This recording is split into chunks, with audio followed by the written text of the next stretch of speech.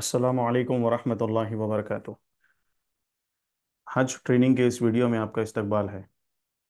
इस वीडियो में मैं हज के टोटल बजट और सऊदी रियाल और कुर्बानी और इसके अलावा जो टोटल आपका ख़र्च आएगा जो आपको हज कमेटी को देना है, और उसके अलावा भी आपको कितने पैसे लगेंगे, कितने रियाल लगेंगे, तमाम डिटेल जो है इंशाल्लाह इस वीडियो में बताऊंगा। तो इस वीडियो को शुरू करते हैं। तो इंडेक्स में मैं पहले जो है वो आपको पिछले 2 सालों के जो हज कमेटी का जो टोटल बजट था वो भी इंशाल्लाह बताऊंगा, और 2025 के अंदर एक टेंटेटिव कितना हो सकता है वो भी इंशाल्लाह बताऊंगा, और पेमेंट आपको कितने इंस्टॉलमेंट में करनी है। फिर इसके बाद पैसे वापस मिलेंगे, तो अक्सर हाजियों का सवाल होता है कि भाई क्या हमें पैसे वापस मिलेंगे, तो उस ताल्लुक से भी बताऊंगा। फिर हज की कुर्बानी का पैसा जो है वो कैसे जमा करना है वो भी बताऊंगा। फिर इंडियन रुपीस से जो है वो सऊदी रियाल कन्वर्ट आपको कैसे करने हैं, कहाँ करने हैं, कितने करने हैं, वो भी इंशाल्लाह बताऊंगा। और आपको पूरे सफ़र में कितने सऊदी रियाल आपको साथ में रखने हैं। तो पहले पॉइंट से शुरू करते हैं कि टोटल बजट जो है वो कितना होगा। ये समझने के पहले आप जो है वो कुछ पॉइंट समझ लीजिए कि इंडिया में जितने भी स्टेट हैं और वहाँ से जो है वो एम्बार्केशन पॉइंट होते हैं। एम्बार्केशन पॉइंट किसको कहते हैं? जहाँ से आपकी फ़्लाइट होगी। तो हज कमेटी का जो टोटल बजट रहेगा जो आपको हज कमेटी को देना है वो एम्बार्केशन पॉइंट के हिसाब से जो है वो कम ज़्यादा होता है। तो ये जो है आप ध्यान में रखें। और फॉर्म भरते वक्त जो है वो एम्बार्केशन पॉइंट आप कोई भी एम्बार्केशन पॉइंट सेलेक्ट कर सकते हैं, लेकिन वहाँ पे जाना आना जो है ये आपको पर्सनली मैनेज करना है। तो एम्बार्केशन पॉइंट के हिसाब से जो है बजट कम ज़्यादा होता है। सबसे कम जो पिछले 2 साल के एक्सपीरियंस के हिसाब से जो रहा है वो सबसे कम बजट जो है वो मुंबई से था। और सब में ज़्यादा जो है वो गया जो बिहार में है वहाँ से था। तो यहाँ के जो एम्बार्केशन पॉइंट है जो एयरपोर्ट्स हैं उसमें यहाँ पे सबसे कम था। और टोटल जो पेमेंट करना है वो आपको 3 इंस्टॉलमेंट में करना है, यानी कि एक साथ आपको पेमेंट करना नहीं है बल्कि 3 इंस्टॉलमेंट में पेमेंट करना है। और पेमेंट जो है आप हज कमेटी की जो वेबसाइट है जहाँ से आपने फॉर्म भरा है वहाँ से कर सकते हैं, या फिर आप जो है वो बैंक जाके भी हज कमेटी का जो अकाउंट नंबर है वहाँ से भी पेमेंट कर सकते हैं। और ऑनलाइन पेमेंट अगर आप कर रहे हैं तो आपको आप कोई भी अकाउंट से जो है इसकी हज कमेटी की पेमेंट कर सकते हैं। ज़रूरी नहीं कि जो अकाउंट नंबर आपने कवर नंबर में डाला है आपको उसी से पेमेंट करना है। जो कवर नंबर में जो आपने बैंक अकाउंट डाला है वो आपको इन केस अगर कुछ हज कमेटी की तरफ से पैसा रिफंड आता है, वापस होता है, तो वो उस अकाउंट में जो है वापस आएगा। तो ज़रूरी नहीं कि आपको उसी अकाउंट से पेमेंट करना है, आप किसी और के जिससे इंटरनेट बैंकिंग वगैरह है तो आप उससे भी आप जो है पेमेंट कर सकते हैं। और पेमेंट करते वक्त जो है आपको बैंक रेफरेंस नंबर इम्पोर्टेंट याद रखना है। तो बैंक रेफरेंस नंबर आप कहाँ से मिलेगा? हज कमेटी की वेबसाइट में जाके आप नीचे इंक्वायरी बटन में आपका कवर नंबर डालेंगे तो आपको बैंक रेफरेंस नंबर जो है वो मिल जाएगा। फिर पेमेंट करने के लिए जो है आपको इंटरनेट बैंकिंग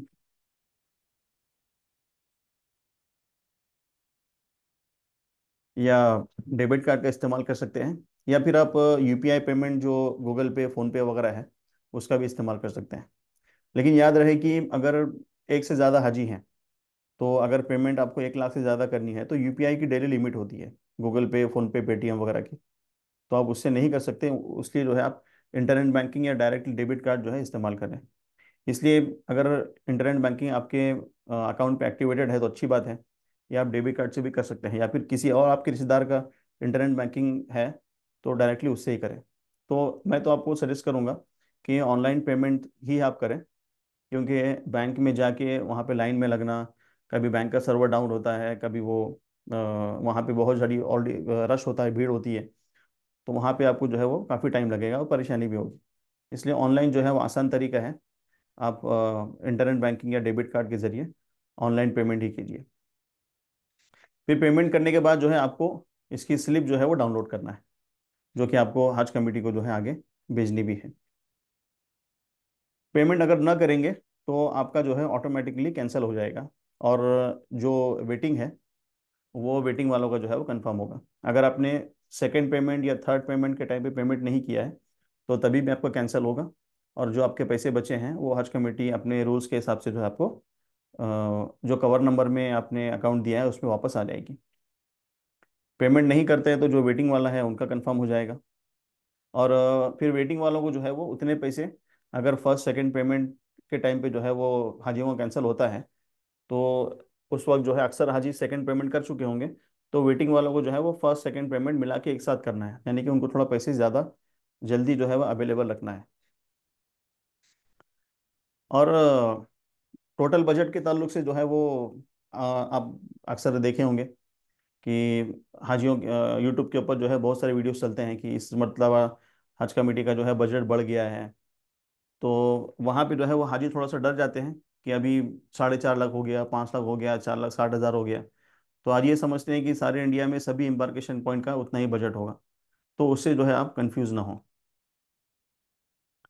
टोटल बजट कितना होगा ये आपको थर्ड पेमेंट के वक्त ही पता चलेगा।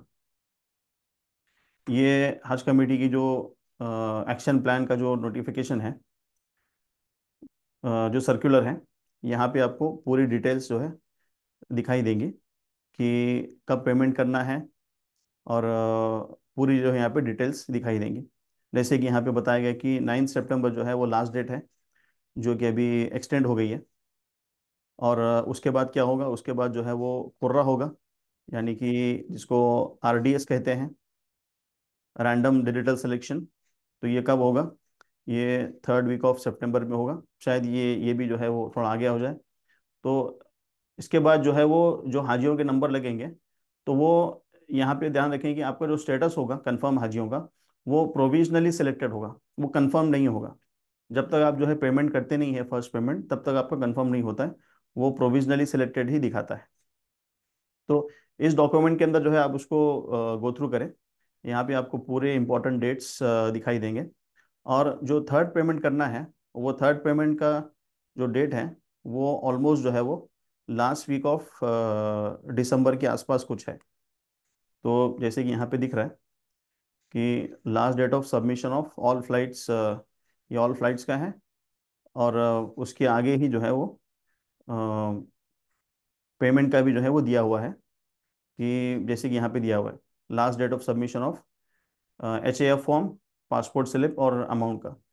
तो ये दिसंबर के एंड तक जो है इस साल पूरी पेमेंट जो है वो जमा करनी है तमाम हाजियों की।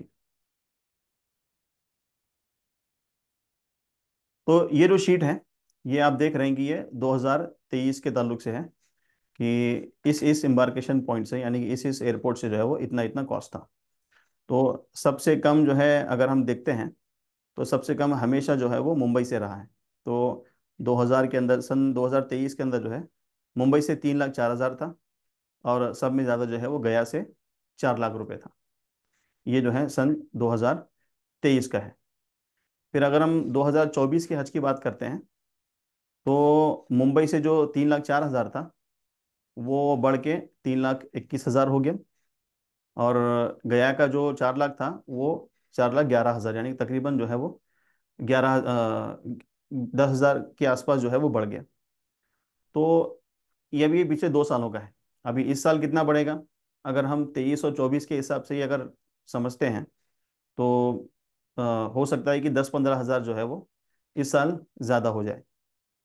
तो ये जो है एग्जैक्ट जो अमाउंट है वो थर्ड पेमेंट के वक्त ही आपको पता चलेगी। तो जो भी यूट्यूब पे वीडियो चलते हैं कि ये सब बढ़ बढ़ गया है, तो वो जो है उस पर आप उतना ध्यान ना दें। फिर अक्सर हाजियों को सवाल होता है कि क्या हमें पैसे वापस मिलेंगे। तो जैसे कि सन 2022 तक या 22 से पहले पहले जो हज हुआ करते थे, तो वहाँ पे हाजियों को जो है वो 2100 रियाल वापस मिला करते थे, जो कि हाजी सऊदी जाके जो है वो इस्तेमाल किया करते थे। लेकिन सन 2023 से जो ये सर्विस बंद हो गई है कि फिर क्या करना है कि हर हाजी को अपने अपने सऊदी रियाल खुद साथ में लेके जाने हैं। जो खर्चा वगैरह ऊपर करना है तो आपको अपने साथ जो है वो कैरी करना है। और एक सऊदी रियाल कितना होता है, एक सऊदी रियाल जो है वो इंडियन रुपीस के एतबार से 22 रुपये और 34 पैसे है।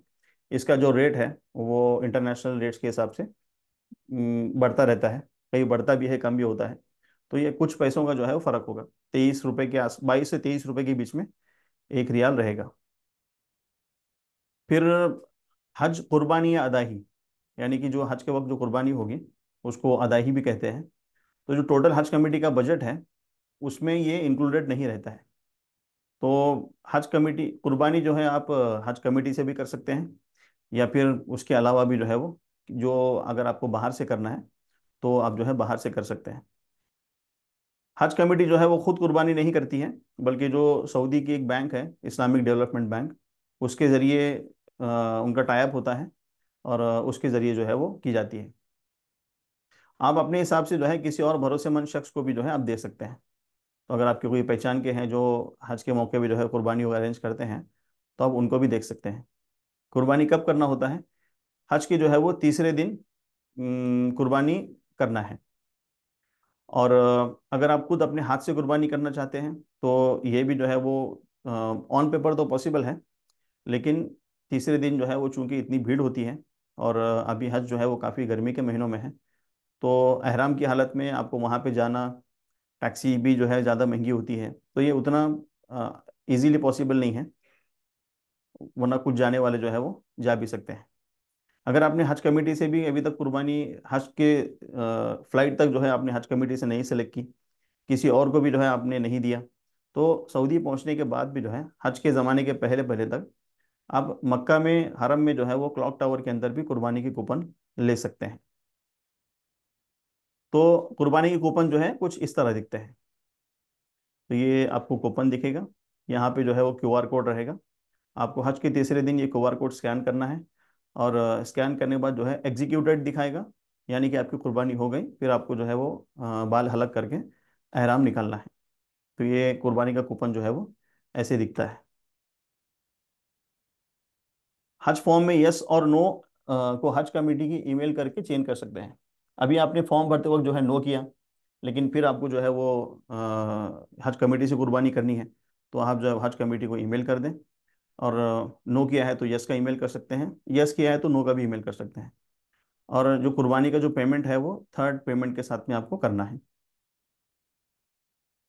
अगर आपने यस किया है तो थर्ड पेमेंट के साथ में आपको कुर्बानी के पैसे देने हैं। और जितने हाजी होंगे हर एक की अपनी अपनी एक एक कुर्बानी होगी, यानी एक कवर के अंदर जो है वो 4 हाजी हैं, तो आपको 4 कुर्बानी लेनी है। और याद रहे कि ये एक मसला है कि अगर आप मतलब हज में तो कुर्बानी करना ही है, वैसे इंडिया में भी जो है आपके नाम की कुर्बानी होगी। तो आगे बेहतर जो है आप अपने अपने उलमा किराम से ये मसला पूछ लें। और एक कुर्बानी का जो है वो आसपास कितना खर्चा होगा? 15,000 से 16,000 के आसपास होगा, जो कि तकरीबन जो है वो 720 सऊदी रियाल के आसपास जाता है। और ये वेबसाइट है सऊदी गवर्नमेंट की, जहाँ से पूरा कुर्बानी का जो है वो निज़ाम होता है। और यहाँ पर जाके भी आप अगर ट्रैक ऑर्डर बोलेंगे, तो यहाँ से आपका जो कूपन नंबर है वो डालेंगे, डाल के ये कैप्चा डाल के सर्च करेंगे, तो आप यहाँ से भी कुर्बानी का स्टेटस हज के तीसरे दिन चेक कर सकते हैं। तो ये कुर्बानी के ताल्लुक से हुआ। अभी जो है वो इंडिया से जो है वो इंडियन रुपीस से सऊदी रियाल कन्वर्ट कैसे करने हैं, एक्सचेंज कैसे कराने हैं। तो हज कमेटी जो है वो हर साल SBI, state bank of India से जो है वो एग्रीमेंट करती है हाजियों को फैसिलिटीज़ वगैरह देने के लिए। और इस साल जो है वो उसका भी कहा जा रहा है, 3 बैंकों से जो है वो एग्रीमेंट होगा एसबीआई के अलावा, जैसे कि इस साल हज कमेटी के सीईओ ने कहा है हाजियों की सहूलत के लिए। तो वहाँ पे आप जाएं, जो अपना पासपोर्ट है या जो हज का फॉर्म है कवर नंबर वाला, वो उनको दिखा के आप वहाँ से चेंज करा सकते हैं।